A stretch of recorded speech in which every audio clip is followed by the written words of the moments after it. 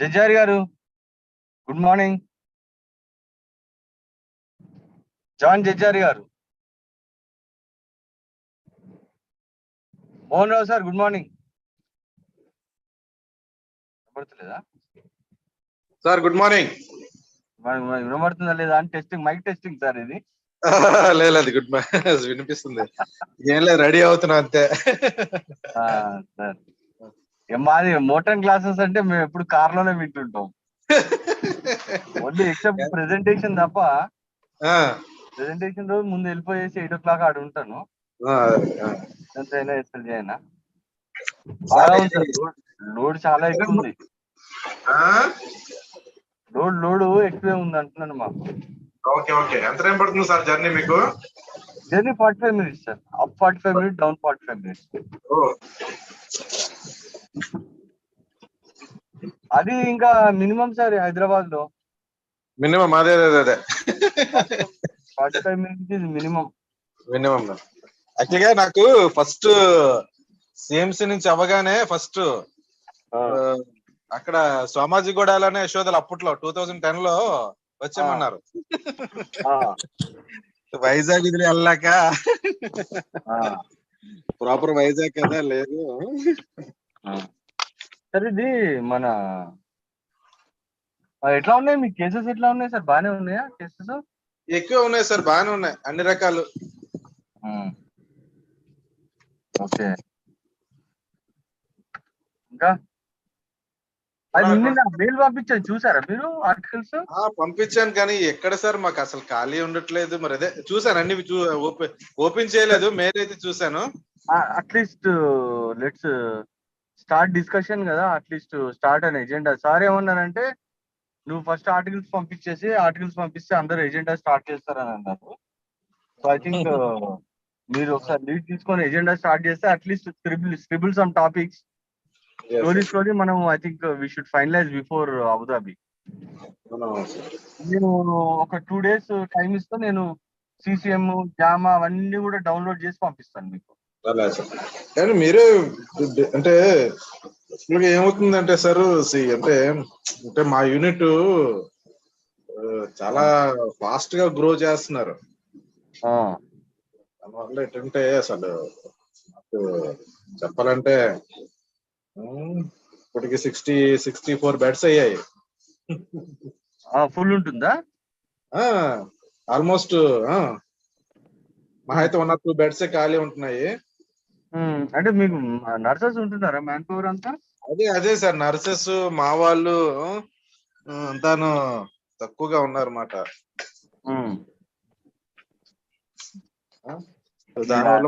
Medical చాలా aggressive కదా sir? అంటే అగ్రెసివ్ అంటే కన్సల్టెంట్ బేస్డ్ కూడా వస్తున్నారులేండి sir. So money issues sir, daily so money ఏదో ఒక సమ్ ఇష్యూ. సడన్ గా అయిందంటే వస్తాయి కదా ఇంకా.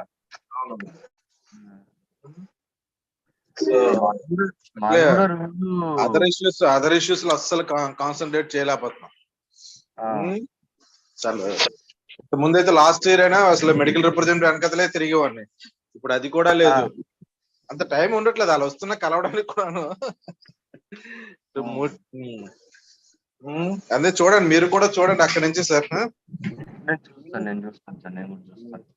అందుకనే మీరు స్టాండర్డ్ గా వాళ్ళు ఏమంటున్నారంటే సార్ వైజాగ్ లో కాదు సార్ చేసేది, ఈ కంపెనీ వాడు చెప్పేది సార్ వాడే స్పాన్సర్ చేయాలి సార్, ఈ కథలు చెప్తూ ఉంటారు. నాకు 7 years లో లోకల్ పర్చేజ్ సో గ్రిప్ ఉండేది. ఇదేంచి ఇప్పుడు ఎస్విఎస్ కదా, హైదరాబాద్ లోకి వెళ్ళిపోతుంది అంతాను. అవును, మనం ఇదంతా మార్కెట్ అంతా హైదరాబాద్ ఫార్మసిటికల్ అంటే హైదరాబాద్ డివిజన్ కి వెళ్ళిపోతుంది. అందుకనే వీళ్ళు లోకల్ వాళ్ళ నుంచి అంత ఇంట్రెస్ట్ చూపించట్లా, ఒకరిద్దరు తప్ప.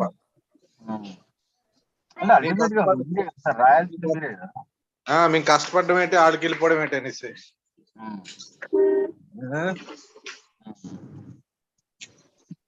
అలా ఉంది మాట మరి పరిస్థితి. సరే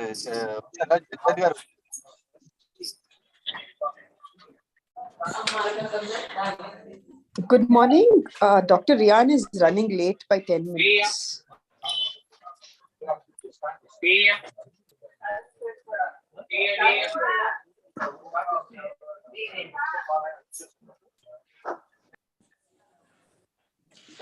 ఏమంటున్నారు మధ్యలో? Good morning David. Good morning sir. మధ్యలో టీ అమ్ముతున్నారు ఎవరు? టీ అంటున్నారు. బాగా క్యాచ్ చేస్తారు సార్ మీరు. అలాంటివి ఎక్కువ క్యాచ్ చేస్తాం మేము. పక్కన గుడ్ మార్నింగ్ ఆల్. అంతే కదా. గుడ్ మార్నింగ్ అన్న. అన్న ఏంటి మన స్టే ఎక్కడ? అక్కడ అబుదాబిలో నీలోఫర్ని అడిగాను, ఏదో సర్వీస్ అపార్ట్మెంట్ అంటుంది అడిగినప్పుడల్లా. మరి ఏదో బుక్ చేయాలి కదా. మరి రైల్వే స్టేషన్ అదే ఎయిర్పోర్ట్ లో పడుకొని పొద్దున్న లేచి వెళ్ళటం రోజు. నైట్ దుబాయ్లో ఎయిర్పోర్ట్ వస్తానా? కాదు, దుబాయ్ లో స్టే బుక్ చేయాలి. లాస్ట్ డే 3వ తారీఖున మనం 2వ తారీఖు నైట్ దుబాయ్ లో కూడా బుక్ చేయాలి కదా. అబుదాబి దుబాయ్ రెండును. అవును. అంటే ఇది ఇటు వచ్చిన తర్వాత మనం మిడ్ నైటా ఫ్లైట్? మనం ఒక నైట్ ఉంటాం అక్కడ ఉండి నెక్స్ట్ డే నైట్ ఫ్లైట్ మనది. అన్న మనకి ఏదో మోహన్ సార్ ఏదో పెట్టారు కదా బుక్ గెస్ట్ హౌస్ అని, అక్కడే ఉందా అబుదాబిలో గెస్ట్ హౌస్? తెలియదు సార్ ఏంటో, అందుకనే అడుగుతున్నాను. అక్కడ లోకల్ గా అంటే కోఆర్డినేటర్ ఏం చేస్తున్నది కదా, ఆమె తాలూకా థాట్ ప్రాసెస్ అంటే తెలియదు మనకి, ఎలా జరుగుతుందో తెలియదు. బెటర్ కదా మన స్పీకర్ ఉంటే. స్పీకర్ 10 minutes లేట్ అంట కదా. స్పీకర్ 10 minutes లేట్ అని ఎప్పుడు ఎవరు అనౌన్స్ చేశారు కదా, late by 10 minutes. Hello, I am the speaker, Dr. Rian Shetty. Oh, then we are ready, sir. Please. No. Give me another 3-4 minutes, okay? Yeah. I work in the Silicon city, where getting into the flyover only took me half an hour. Thank you for No. Thank you.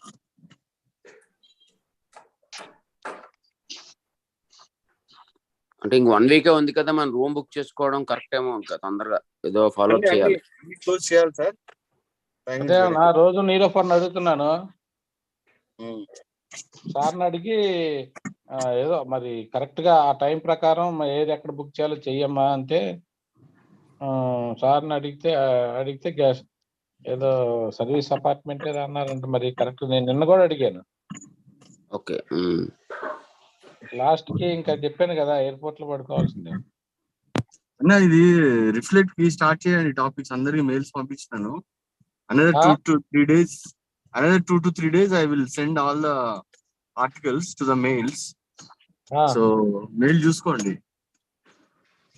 చూస్తున్నాను. చూడండి.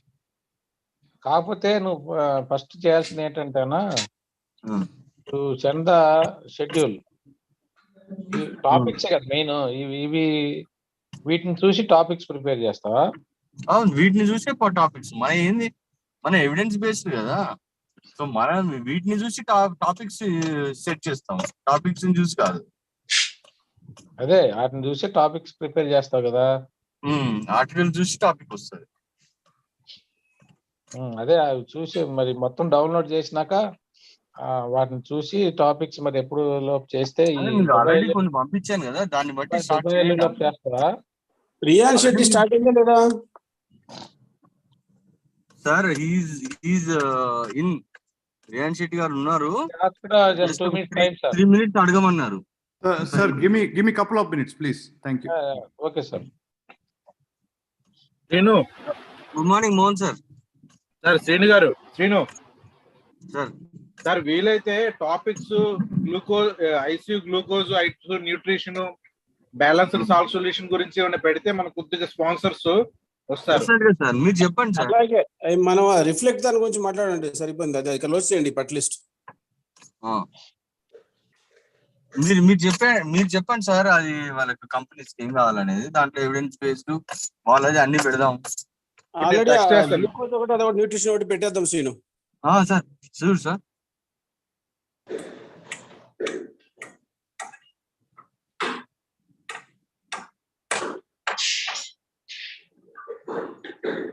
అన్న 2-3 రోజుల్లో చేసి పెట్టేయి topics అన్ని.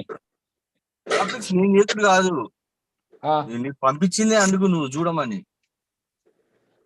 చూస్తాం కానీ చేసేది Recorded version or direct Riyan Shetty? Topics ఇది చూస్తాం అన్న టాపిక్స్ కానీ ఆ టైటిల్ పెట్టేది నువ్వే కదా అది టైటిల్ అందరు కలిసి పెడతారు కానీ ఫస్ట్ అయితే టాపిక్ సెలెక్ట్ చేయి, నీ ఆర్టికల్స్ ఏం నచ్చినాయి సెలెక్ట్ చేయి. డేవిడ్ ఆ, మీరు సెలెక్ట్ చేయండి సార్ టైటిల్. ఎవరైనా వద్దంటారో చెప్పండి. ఆ? పెద్దలు మీరు చేయండి సార్ మీరు. కాదు, మీరు పెట్టండి, మీరు పెట్టండి మీ టైటిల్. మీరు వద్దంటే చెప్పండి అప్పుడు. ఇది కాదు. అసలు భలే తప్పించుకుంటారు. మీరు పెట్టండి ఎవడు కాదంటాడు చూస్తా అంటారా? అంతేగా. ఏదో ఉంది కదా డైలాగ్, ఛత్రపతి డైలాగ్ ఉంది కదా. అంతే అంతే. Okay, sir, I'm going to share my screen now. Yeah, please. I think that's the one.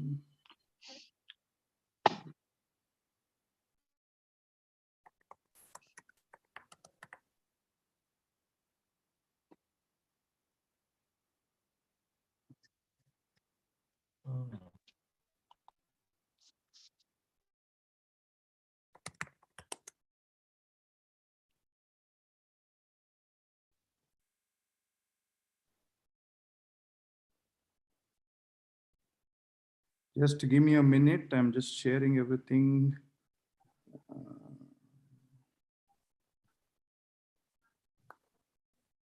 That's also there. Okay. I think I'm okay. Can you see the screen, sir? Yes sir. And can you see? You can't see me. I think you can't see me. Okay. Let me just. Now I can see, sir. Can you see me? Can you see me? No. We can't see you. We can't see. Okay. Now can you see me? Yeah. Now can you see me? Yes sir. Oh, that light. Yeah. 1 minute. Just take out that light. I don't know which. Okay. That's better. Yeah, Yes, sir. better. It's good. Okay. This is. That's bad. Okay. Better.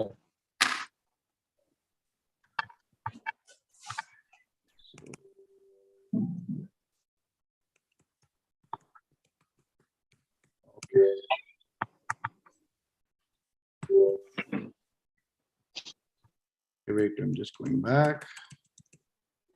Okay, we are good now. 13 minutes late. I'm extremely sorry. Unfortunately, no matter how early we leave, we get stuck somewhere. Okay, so can I start, sir? Yes sir. Do you want to say something? Yeah, Dr. Riyan Shetty is head of cardiac as well as ECMO center in Narayana Hridayalaya in Bangalore, and great gun of ECMO, and is very readily accepted. Actually, in JIX Bangalore, he actually told me, when you are coming for training, better to come along with the perfusionists and technicians so that the team is very much well versed and it's ready. So we'll be happy for that. Maybe after we come back from Abu Dhabi, one of our team will come and stay with you for 2 weeks and get the more and more exposure, and very, very thankful for that. And I'm really happy that, and he is giving us an important aspect of ICU doctors, which is mainly VV ECMO. And he's a consultant pediatric cardiac ICU, as well as he has a foreign experience as well. And the rest of things is a very great gun. Thank you. Okay. Can you hear me, Dr. Mohan Maharaj? Yeah, I can hear you clearly. Okay. So, good morning, everybody. I'll be talking for another half an hour on approach to hypoxemia in veno-venous ECMO. Just give me a minute again. There's some problem. 1 minute. Just a problem. Just a small problem. It's okay. You can keep talking about the procedure or something like that before while you're setting that. Not an issue. Yeah, I think you guys. Right? Hello, you can hear me now, right? We can hear you, but we're not able to see the screen. Okay, that's fine. I'll share the screen now. Okay, there's a little problem with the mic. Yeah, now everything is set, I think. Yeah, why I will go to just.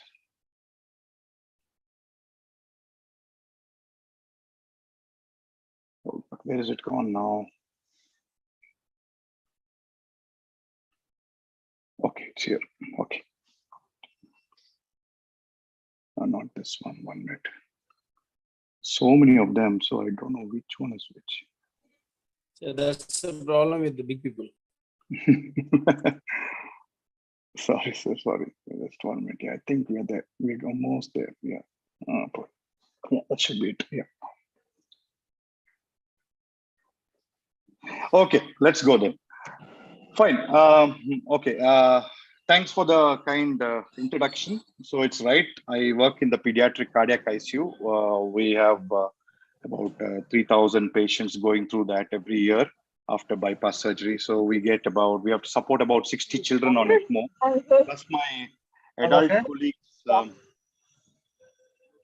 Can everybody go on mute? Plus my adult colleagues do a lot of adult cardiac ECMO also, and my medical ICU guys do a little bit of respiratory ECMO, which we are slowly ramping up. So I am the head of ECMO in Narayana Institute of Cardiac Science. We do about 130 ECMOs every year, and we do a little fair bit of publishing also, and we train a lot of people in ECMO, ranging from nurses to perfusionists to doctors and everybody else who's needed for this huge, it's like a village. When you look after an ECMO patient, as you know, you need a whole village. So it's very important to train even the weakest part of the team. So what I'm going to talk to you about today is my favorite topic. It's hypoxemia and veno-venous ECMO. So how do we approach it? So I've not done any changes much because of short time to my old slides. So I might get a little confused with my own slides.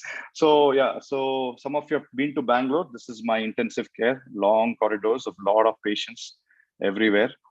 So what I'm going to talk to you about today is about the physiology of oxygen delivery and oxygen consumption, and veno-venous ECMO physiology. What are the target oxygen saturations? The most common question and the most misinterpreted concept. Pathophysiology and strategies to prevent hypoxemia on veno-venous ECMO. And then I'm going to conclude. So cannot deliver oxygen despite.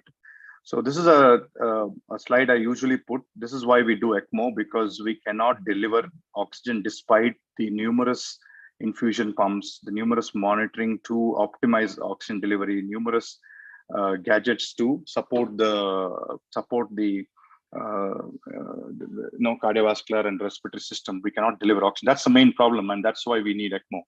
So it's basically a competition between these organs, and some extract more, some extract less, and the ones who extract less go into hypoxemia, a tissue level anaerobic metabolism, which usually presents in our blood gases quite late, is what I have a common understanding. And why is it important? Why is oxygen important? Because you need it for aerobic respiration.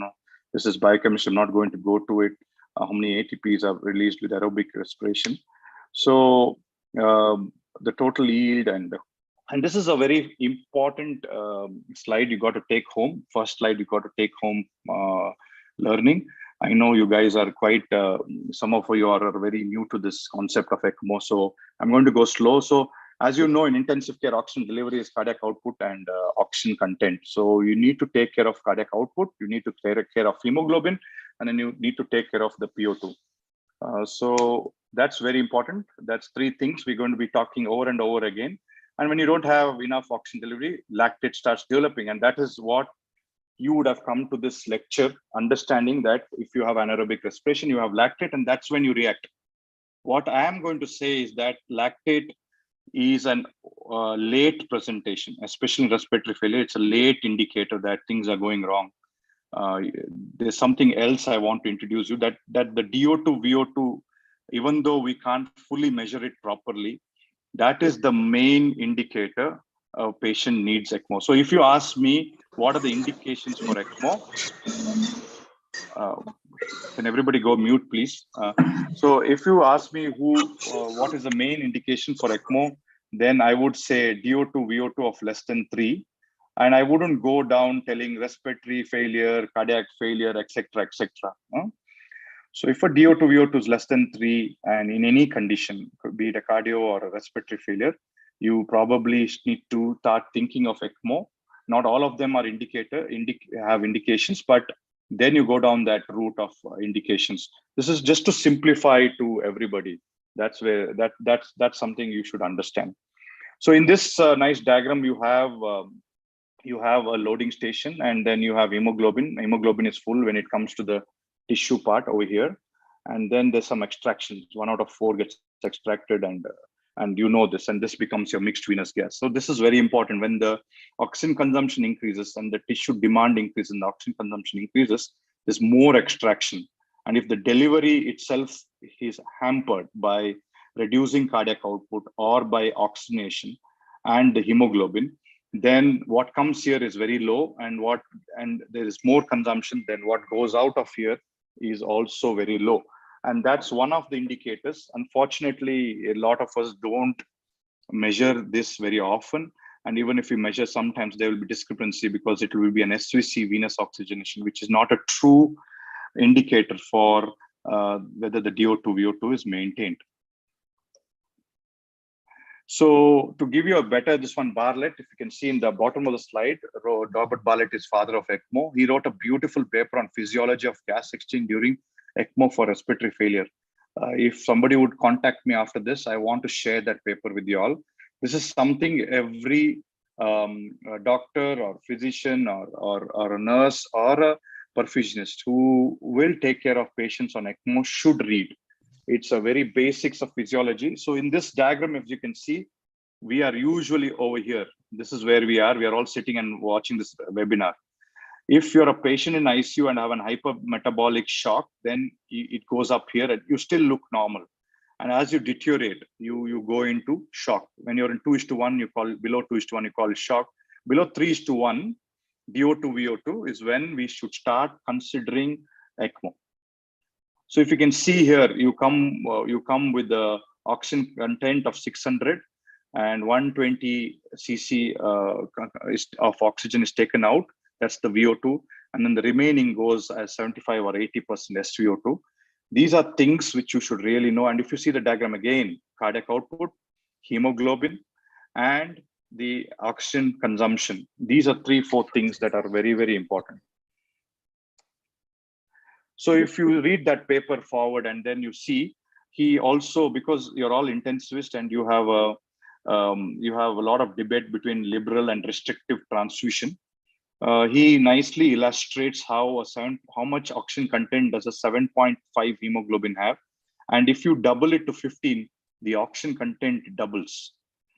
So the PO2 remains the same, but you can see if you're over here somewhere hypoxic in veno-venous ECMO, and then you double it to 15, see how much oxygen content improves. So this is something we should really know when you're at hypoxic on veno-venous ECMO.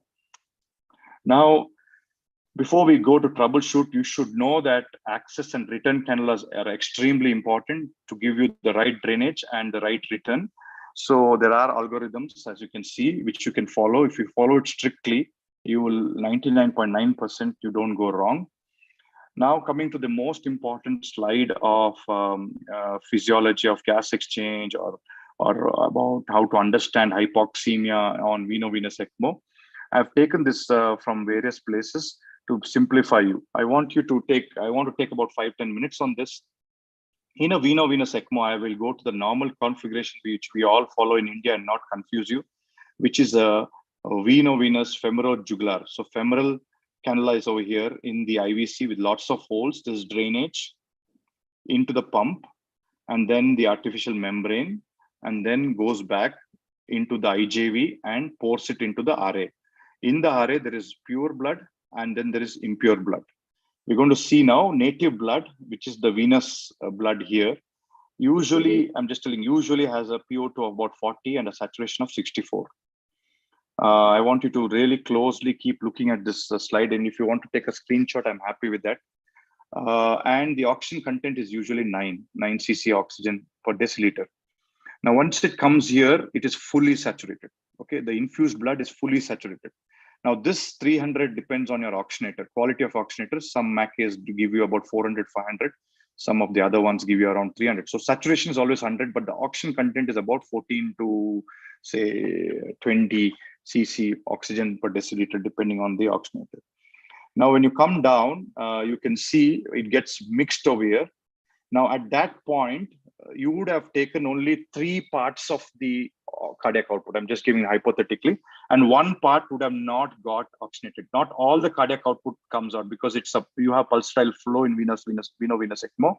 So 3 parts come out, gets oxygenated fully, and goes back. That 1 part remains as a native blood. When these 3:1, infused blood of 3 and native blood of 1 mixes in the pulmonary artery, this is what we get. We get a PO2 of 50, saturation of 88, and an oxygen content of 12.3. I'm just giving you hypo. And if there is no lung function, that is what will come in your aorta. And usually in very, very bad ARDS, we'll have, which are on ECMO, we sometimes have very little lung function. And that's about how much you'll get in the aorta. Now, if any of these things changes, like the native blood changes, your oxygenator changes, your oxygen characteristics changes or deteriorates during an ECMO run, or your rate of infused blood to native blood. Like example, I want you to understand this. Like for example, if your own cardiac output increases, say now your cardiac output is 4, right? And then it becomes 5. So from 4, it becomes 5 because of, say, some hypermetabolic state, just early signs of sepsis. Then automatically your 3 remains same because you're taking 3 liters from this small lady who is about 50 kilos. But the 1 becomes 2. So more desaturated blood comes in. So you can imagine 2 parts of this, 3 parts of this becomes about, this desaturates. And if the lung is also bad at the same time, then you can imagine that that how desaturated you can get on veno-venous ECMO.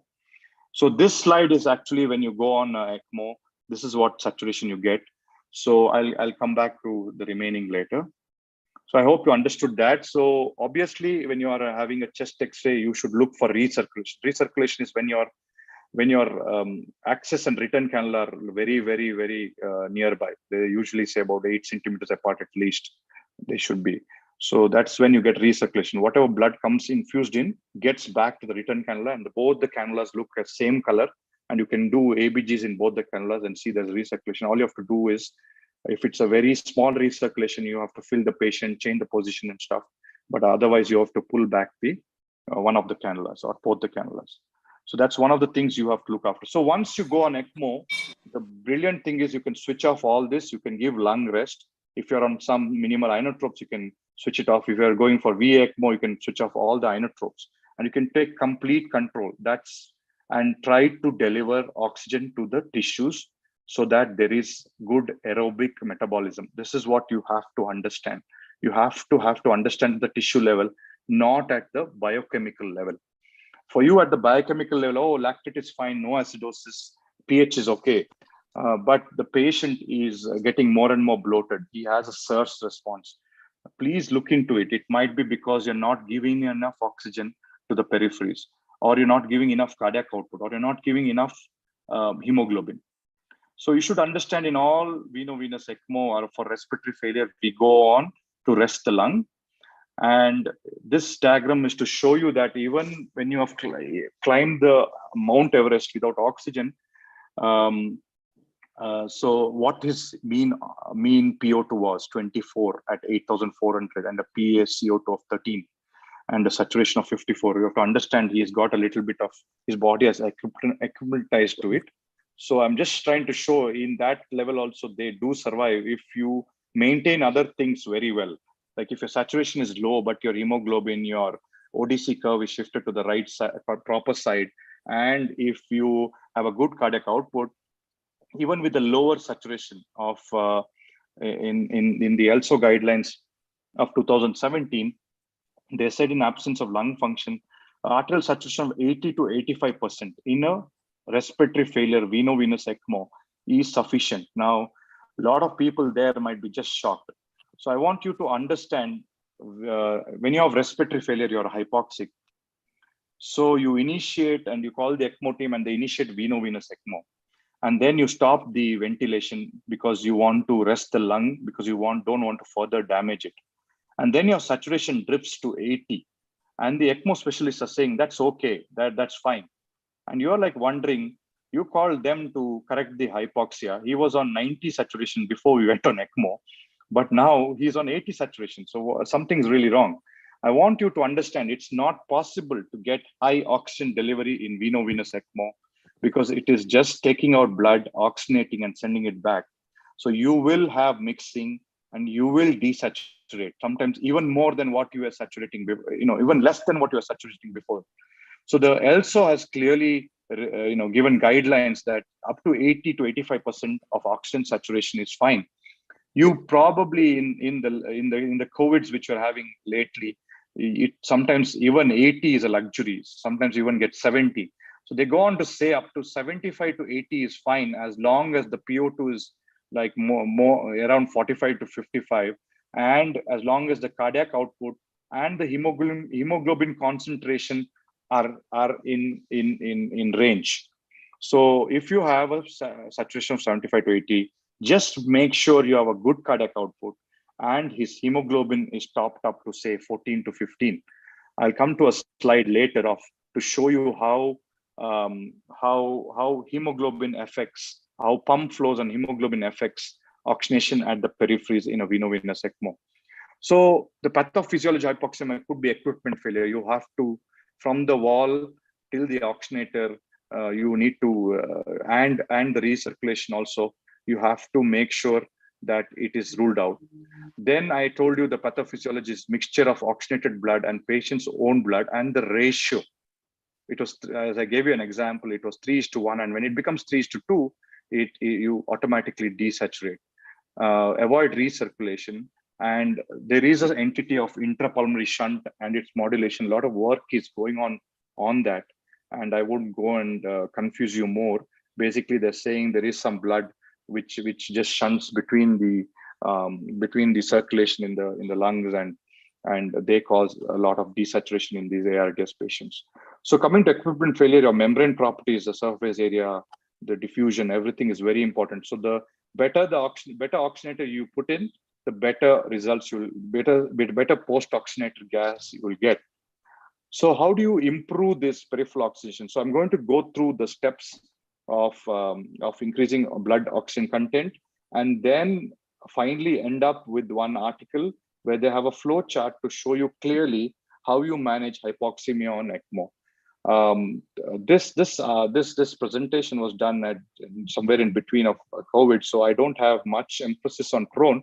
I will talk to you about that also. So you increase the blood oxygen content by increasing ECMO flows, and you increase the oxygen carrying capacity. Coming to the thing I told you that I am going to show you about, this is from Robert Bartlett's article, very clearly illustrates the relationship between hemoglobin and flow in ECMO, in veno-venous ECMO. So if you have a lower hemoglobin, to attain the same tissue metabolism in the peripheries, you need a higher flow. Whereas if you have a higher hemoglobin, you can get away with lower flows. So if you really keep it somewhere around 14, you can get away with decent amount of flows. And when you have decent amount of flows, you need much lesser heparin. And when you need much lesser heparin, there's less complications also. This is the, if you talk to Dr. Robert Bartlett, he wants you to keep a hemoglobin of 15. You talk to all the intensives around the world, they want to keep a hemoglobin of 8. I'm in between all these guys, and as an ECMO director, so I usually stick on to about 12 to 14. But I truly believe that if a child or an adult on veno-venous ECMO is hypoxic, he has end organ failure, I would really, first thing I would do is increase cardiac output. That is by increasing the flows in the ECMO flows, and increase hemoglobin.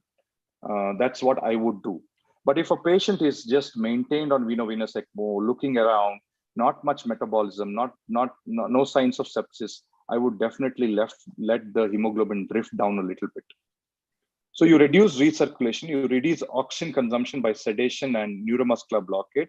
You use therapeutic hypothermia, and to manipulate the manipulation of cardiac output and intrapulmonary shunt, there is a lot of studies telling that beta blockers could be used. I have not used it so far in my practice.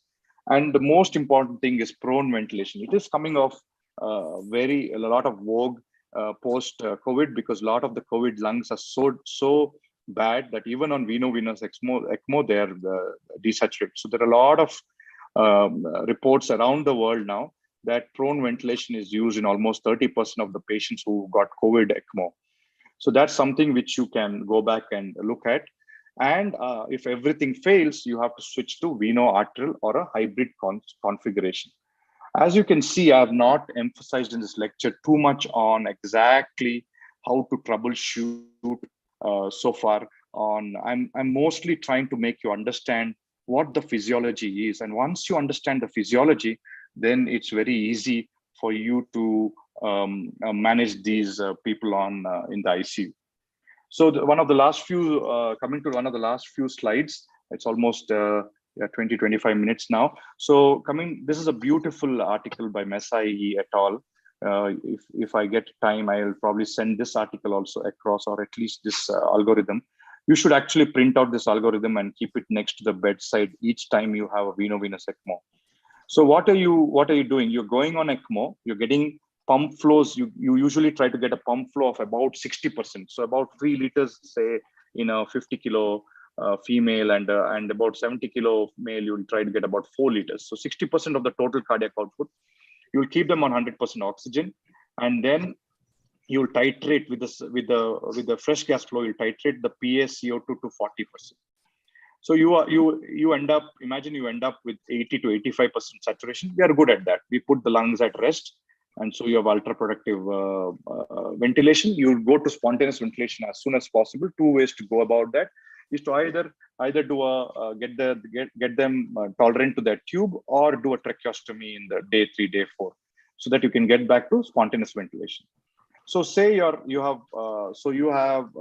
go to this side. Okay, let's go to you have adequate pump flows, but your saturation is less than 80%. This is the most common scenario everybody faces. You temporarily accept 75 to 80% saturation, and then you look for excessive recirculation, or you look for a venous gas which is very low. So optimize all that. Recirculation, treat it. Low SVO2, increase the hemoglobin, increase the cardiac output, or you have a high cardiac output, like I mentioned, like that example I mentioned. Then you got to, if you have a high heart rate, slow it down. If you have temperature, cool them down. If their cardiac output is high, you might need to think about how you can bring the SVR down and everything, and or just bring their body metabolism down, and then you'll be much better. Or look at the most common thing you look at, and the perfusionists love this. They'll keep looking at for oxygenator failure. You have when venous blood exiting the oxy, you have some problem with equipment failure. You have lots of clots. Your delta P has gone more than expected. Your post-membrane gas has fallen to, let's say, 200. That's something that can happen. You have to get that sorted out. So you have treated recirculation, you treated low SVO2, treated high cardiac output, and you have treated oxygenator failure. So the next problem you might have, this is the most common problem you have. So please, I will send you this. And then you have low pump flows, which is rare, but because of low pump flows, because the cardiac output is not enough, the saturation dips. So you have to start thinking whether there is inadequate venous drainage. If there's any positive pressure in the chest, or there is significant hypovolemia, these things can happen. A tube kinking or a misplaced venous cannula can also cause this. So fix that. Just fix that, and then look at any problems in the mechanical problems, like clots in the circuit. Has the pump actually failed completely? That will be dramatic, so you will pick it up quite fast. So once you have all that, then you will be much better there. But there are certain times when all this don't pass. Okay, and then you have gone up on the ventilator settings, and you've gone up on the ECMO support, the cardiac output, and then also things have not improved. That might be a combination of, it might be solely because your lung has got very bad, like in a COVID pneumonia. But usually it's a combination of lung has got bad, at the same time he had a surge response, septic shock, where the venous gas has got low, And that's when all this happens. That's the time when you probably need to think about not only tackling the basic problem, but also putting them prone, because there is no point of putting a patient on veno-venous ECMO to rest the lungs and then start ventilating them at day 3, day 4, and trying to control hypoxia on the ventilator, because it will cause further damage and it will prolong the stay on ECMO, and it might cause some valve and barotrauma. So that's something you don't want to do. So you have to then proceed towards proning the patient and sometimes using drastic measures of using beta blockers if they're on high cardiac output, or sedating and paralyzing them, cooling them. And a combination of all this should, if you can go through those 3-4 days or 5 days of of downtrend, you can pull these patients out. So to conclude, limits of tolerability of sustained hypoxia and critical ill ECMO, you should know that you can sustain a little bit of hypoxia. Then you have to keep the DO to VO2 ratio at more than 3, and always think about the tissue metabolism, not your biomedical parameters. You have to keep your hemoglobin high, especially when the patient is hypoxic on ECMO and the patient is looking sick, early days of ECMO, and if patients have deteriorated in the last 48 hours. And think about the patient's cardiac output while troubleshooting. Maybe beta blockade, prone ventilation. They're showing a lot of promise to just get away from that stormy 4-5 days when things go really bad. But we really need more experience to say that helps. So I'm going to conclude by saying that in 1991, 3 children were put on cardiopulmonary support using a centrifugal pump in BM Birla by Dr. D.P. Shetty's team. And recently in 2017, we had this child who had meconium aspiration and had a neck ECMO, so transcervical ECMO, and survived. And since then, we've done at least 4 or 5 of them who all went home. And now coming to COVID and post-COVID, where the ECMO centers have almost gone up by about 4 or 5 times, and a lot more youngsters are trying to learn and understand ECMO. So we've come a long way.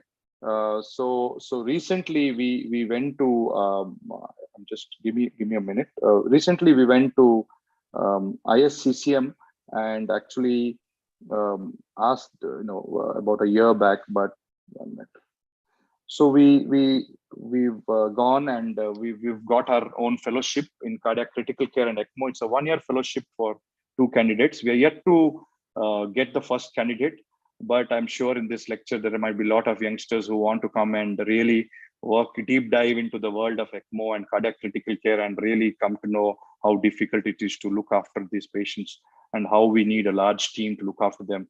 So we're looking forward to training more people in Narayana. And thank you, Dr. Maharaj, for giving me this opportunity. It's 8:45. I'm happy to take questions. Thank you very much. Yeah, there are a lot of questions waiting for you, and we are waiting for you. I was briefed by Rajesh that you'll get lots of questions. Yeah, go on. Hi, Dr. Rian. Yes. Dr. Srinivas. So actually, yesterday when we are speaking with Dr. Rajesh, and theoretically, once the patient is on full ECMO, with all the things, there is no recirculation and everything goes well. And why the patient desaturates in this patient? And why do we need to ventilate the patient? Okay, I want you to define what is desaturation in veno-venous ECMO first. Let's take it step by step. What is your, you said desaturation, you committed to...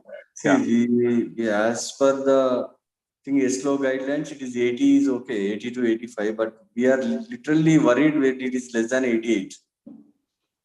So that's why you are in this talk.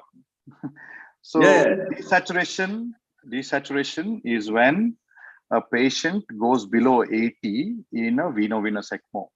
Yeah. So the very fact that, see, from 80 to 88 is a huge way, 88 is great saturation. I won't even look again. I won't even call it desaturation. So the point I'm trying to make is today that if a patient has got a saturation of 85 and above, don't even call it desaturation. Yeah, doctor. So quick checklist.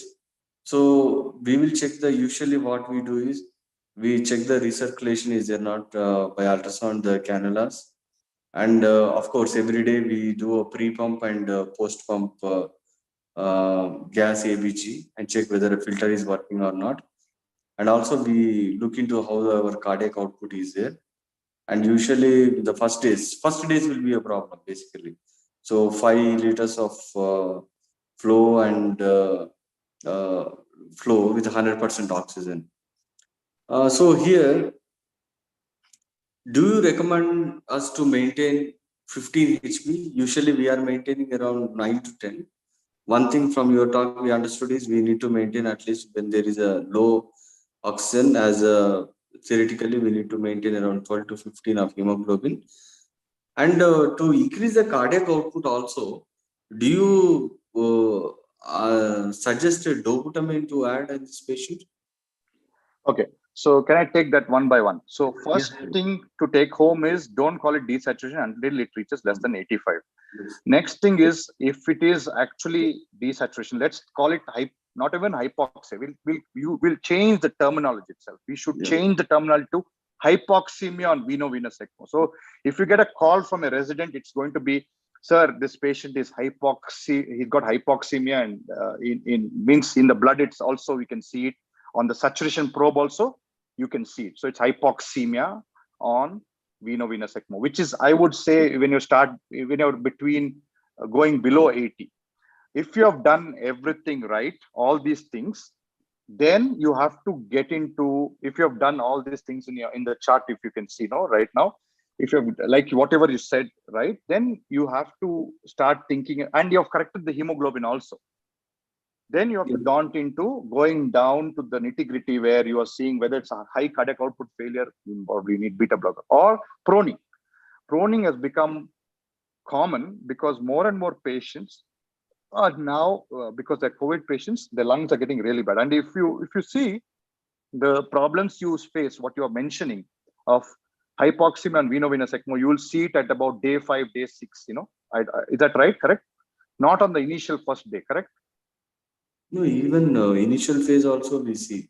No, sir. If you're telling me you are worried about 88%, I'm sorry, sir. It's not. We don't need to discuss. We need to just carry on with ECMO. But if the patient is less than 80% and you have done all this correctly, then the only other way is to prone the patient. Up to 75%, if your cardiac output is good, hemoglobin is good, you can still push it for some time. But in spite of that, you're getting 70s on veno-venous ECMO. All the other things are fine. Then you need to go and prone them. Coming to the next question you asked about dobutamine, if you look at this diagram, and if this patient is on high cardiac output failure and you start him on dobutamine, then his whole ratio of his cardiac output improves. Then his ratio between the native infused blood and native blood goes haywire. He will get more desaturated. So you need to understand that. So that's why I put this slide. So starting dobutamine on a already high output failure might go worse, might get it worse. I hope I answered your questions. No, why this yesterday I'm discussing with Dr. Rajesh. He said lungs doesn't, as you are on a full-fledged ECMO, even VV ECMO, you don't need any lung support. We extubate or we do tracheostomy and put on a pressure. Srinivas, Riyan Shetty, a small thing. I just sorry to interrupt in between. Yes, sir. Is it okay if I speak? Yes, sir. Yes, sir. Yeah. Riyan, I think last time, almost 4 years back, you came to Visakhapatnam. Hope you remember. Yes, sir, of course. Yeah. So it's something like that, like one day workshop. Can we do ECMO workshop in Visakhapatnam for all of us? Stalwart, you along with the team can come and enjoy Saturday, Sunday. Okay, sir. Okay. So answering that question, can you hear me? Hello? Yes, sir. Yes. Okay. So answering that question, if you look at the research in ECMO, it came in 1971. An adult was saved, and then neonate and a post-cardiac surgery patient was saved. And they had 3 randomized controlled trials in adults. They did not stop ventilation. They went on banging the lung. They tried everything, removing carbon dioxide, everything failed. They stopped using ECMO till the 2009 H1N1 pandemic. The only thing they did there was rest the lung. I'm not saying stop the ventilation, but rest the lung. You keep them on 8 to 10 rate, keep them on high PEEP just to keep them lungs opened, and just keep the lung open, and not much oxygenation will happen through that. Coming to extubation on ECMO, it is something that is done on a well-looking lung. That is, if you have a cardiac ECMO, we would extubate. If you have a respiratory ECMO, we wouldn't extubate. There are patients who are respiratory ECMO who can be extubated. They are as bronchial asthma should be extubated, because that is itself is a trigger for bronchoconstriction. Number 2, if you have a stable ECMO who's waiting for lung transplant, anyway you're going to throw this lung in the bin, right? You're not trying to come out. You had a long run. You had a 90-day run. This lung is not coming out. He's listed for lung transplant. You don't want ventilator-associated pneumonia. You can extubate them. Okay, sure. Thank you. Satish sir, something you were asking? Sir, good morning, sir. Yes. And Sir, I'm sorry, one more last thing. You spoke about tracheostomy. Yes. I mean, Narayana and a lot of the Western centers want to do an early tracheostomy. Maybe day 2, day 3, once heparinase is sorted out, once that surge response is gone, so that we can give better oral hygiene. We can wake the patient up, give less sedation, less vasodilatation, less fluid goes in, less bloated he will look, less interstitial edema. The lungs will recover better. We can mobilize them, less, venous thromboembolism or better, lesser critical illness myopathy, all less of that. So always when you consent for ECMO, tell them nothing doing. Only if you're going to consent for ECMO and tracheostomy in 1 week, I'm going to put this patient on ECMO. Because you will always get away if you have a 5-day-old, 10-day run of ECMO, VV ECMO, which is H1N1 or influenza. But if it's COVID ECMO, you can't be ventilated for 45 days, 30 days. So take your precautions, use your ultrasound when you're doing tracheostomy, use your bronchoscopy, whatever you want. Get the senior most guy to do a tracheostomy on ECMO. Stop heparin if you want. There are latest guidelines to even stop for 6 hours before and after. So contact a bigger center. What do they do before tracheostomy? Do those checklists, then do a tracheostomy. Don't get a junior most guy to do a tracheostomy and then say, we will not do tracheostomy for rest of our VVA program. So do that, you will be all right. Thank you. Next question, please. Okay, thank you. Sir, good morning. Satish here. Yeah. Sir, I just want to understand the concept of proning, because once we are proning previously before the ECMO era, it has 3 hypotheses. One is like heart is kept on the sternum and there will be some segments of the lung open up, and 3 sponge techniques. All these things we understood. But here everything is taken care of oxygenator, and oxygenation is well managed. So what is the extra advantage you are going to get after proning? Sir, I don't know whether you heard the whole lecture. I never emphasized on proning until your saturations are less than 75% and you have nowhere else to go, and you are feeling that this saturation is too low. Sometimes even less than 80% when we feel the saturation is too low, that's when we think about proning, because proning a venous ECMO patient is not easy. You'll have to paralyze them.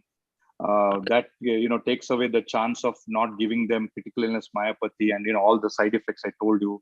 And if you've already tracheostomized them, you feel a little bit afraid to prone them. You need a huge team. The cannula should not shift, and when the patient is in prone, nothing should happen.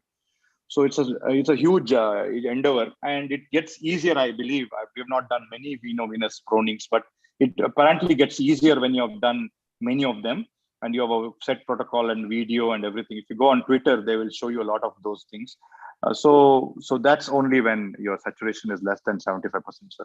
Yeah, understand, sir. But it is an extension to the Srinivas question. When the patient we have done all the drill that to evaluate hypoxemia, and despite that we could not find any. And then you said that if the saturation is less than 80 or less than 75, and we have done all the drill, then there's a rescue is proning only, you told. So that's how it helps me. As far as I have read, this has become more in vogue since the COVID pneumonia time. And before that, in H1N1 and influenza ECMOs, we rarely needed proning. I mean, it might be 1 in 100 or something. So they think it's the same thing what happens in that little lung function you're getting, right? That little lung function which you are getting out of, let's say, once the blood goes into the pulmonary artery, it goes into the lungs. Say X amount is being oxygenated from there by the ARDS lung. If X plus 20% gets oxygenated, maybe we will get a better arterial saturation, because you are, like just like in ARDS you prone, right? You get a little bit of oxygenation and CO2 clearance. So similarly, they say it helps. Okay, so it is like extra advantage of non-functional lung into getting a particular oxygenation circuit. Yes. That's what they're thinking as of now. Yes. Yeah. Thank you. Satish sir. Satish sir, we are just trying to basically keep your nose above water in these situations. Yes. And wait for the water level to recede. Yeah, I think Dr. Satish and Jakinan, and what I understand is, I don't know if I'm right or wrong. Normally, if you are going for a lung transplant, whether you do proning, no hypoxia doesn't matter, because you want to save the other organs. But when you want to come back out of the ECMO or in the ventilator, you need to come back from baby lung concept to the whatever the lung is there. You need to make it to the physiology. Otherwise, it will have its own stress and strain pattern, atlectic trauma. Maybe that is the reason we need to prone them to have a more lung to be working out and having a better physiology. Am I right? Yes, sir. Sir, we should not confuse the youngsters here about lung transplant. Lung transplant is considered only when you reach probably 45 days to 60 days on ECMO, and you're thinking that after COVID, especially after COVID, things are not getting better. So at that time, it's a completely different ballgame. All this scenario which we are talking about is spoken for a patient who's on ECMO, early part of the ECMO, who we are really thinking of getting him out of ECMO. So this is lecture is for that. So there's no confusion, sir. Sir, good morning, sir. I am Dr. David, sir. Rian, sir. Yeah. Hi, David. Hi. Yeah. Sir, very nice, excellent lecture, sir. The slide is showing there on the screen. So once patient is desaturating, means you said desaturation in terms of less than 75 or 70, whatever it is. If you increase the cardiac output by increasing the flows, you said the DO2 by VO2 ratio should be 3. So once you increase the cardiac output, then DO2 by VO2 means it will become 3 by 2, no? No, sir. No, sir. No.